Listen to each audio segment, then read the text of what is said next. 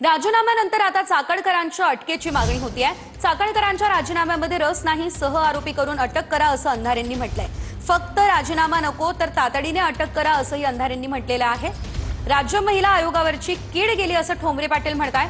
चाकणकरांच्या राजीनाम्यानंतर रुपाली ठोंबरेंनी ही टीका केली आहे। भोंदूबाबा अशोक खरात प्रकरणामुळे चाकणकरांवर विरोधकांनी गंभीर आरोप केले। राजीनाम्यानंतर विरोधकांकडून चाकणकरांच्या अटकेची मागणी करण्यात येते।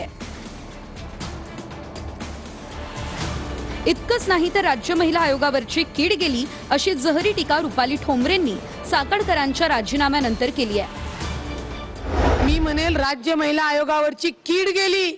अहो, त्या पदावर बसून तर त्या महिलांचं शोषण करणार असेल, खोट्या महिला उभ्या करणार असेल, म्हणजे या गुन्हेगारी कटामध्ये सामील होऊन गुन्हेगारांना अभय देत होत्या। रुपाली चाकणकरांचा राजीनामा ही राजकीय मागणी झाली। मला त्यांच्या राजीनाम्यात इंटरेस्ट नाही। त्यांना सह आरोपी केलं गेलं पाहिजे। गुन्ह्याच्या कटकारस्थानाचा भाग जो त्यांना माहीत होता आणि तरीही त्यांनी गुन्हेगाराची मदत केली। त्यांना आरोपी करा, त्यांना अटक करा, त्यांची नार्को करा। का नार्को करायची? त्यांच्या कारकिर्दीत जेवढी प्रकरणं झाली त्या प्रकरणामध्ये पीडितेला न्याय देण्याऐवजी ज्याने शोषण केलं, ज्याने अन्याय केला, त्यांनी त्याचीच बाजू घेतलेली आहे।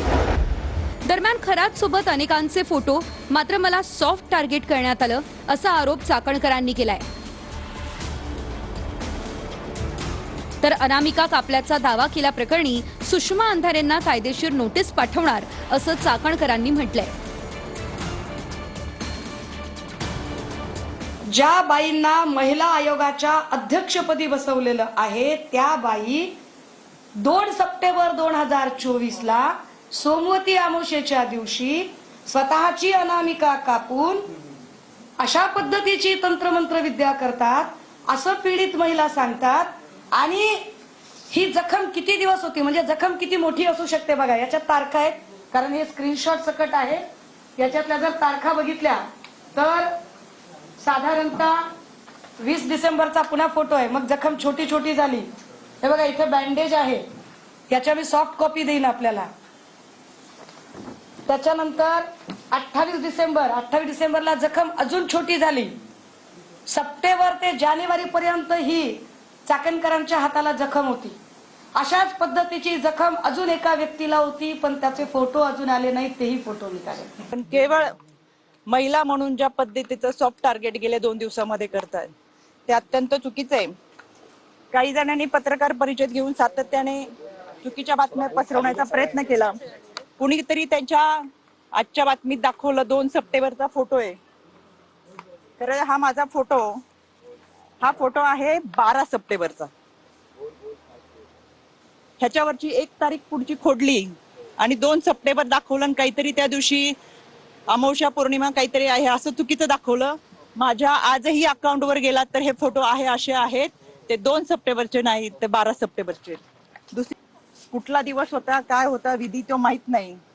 आणि हा 6 सप्टेंबरचा आहे, कोणतीही हाताला जखम नाही।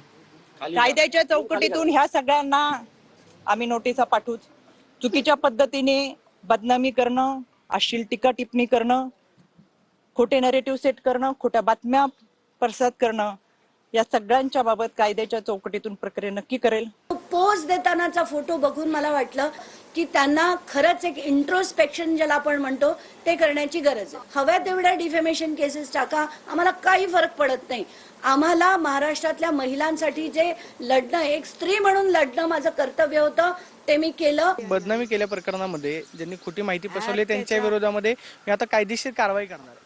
जे करायचे ते करा। कालही त्यांनी तो जो शो ऑफ केला, तो शो ऑफ मी बघितला की मुख्यमंत्र्यांनी राजीनामा द्यायचे आदेश दिलेत, तरीही बाहेर येऊन जे त्यांनी शो ऑफ केला की मी सदानंद दातेंना पत्र देते, मी यांना पत्र दिले, मी त्यांना पत्र दिले। मग सदानंद दातेंनाच का सांगितलं नाही तेव्हाच तुम्ही? तेव्हा जेव्हा तुम्हाला माध्यमांनी विचारलं, मुख्यमंत्र्यांच्या दालनातनं बाहेर पडल्यावर किंवा सदानंद दातेंकडून बाहेर पडल्यावर जे तुम्हाला विचारलं गेलं की काय काय चर्चा झाली, तर तुम्ही काय म्हणालात की काही नाही, मी माझी भूमिका मांडणार आहे, मी पत्रकार परिषद घेणार आहे। का सांगितलं नाही की मला राजीनामा द्यायला सांगितलंय? दरम्यान आणखी काही गोष्टी बाहेर पडतील असं पवारांच्या राष्ट्रवादीच्या नेत्या रोहिणी खडसे यांनी म्हटलंय। गर्वाचं घर नेहमीच खाली असतं हे आता काही लोकांना कळलं असेल, म्हणून जास्त उडायचं नसतं. आता सगळा अहंकार धुळीस मिळेल. फक्त राज्य महिला आयोगाच्या अध्यक्षांचा राजीनामा घेऊ नये, तर या प्रकरणात जे लोक सामील आहेत त्यांच्यावर कठोर कारवाई व्हायला हवी. ज्या गोष्टी या प्रकरणात समोर येत आहेत त्या अत्यंत गंभीर आहेत. मी त्यांच्या बाबतीत एकच म्हणेल, कालाय तस्मय नमा.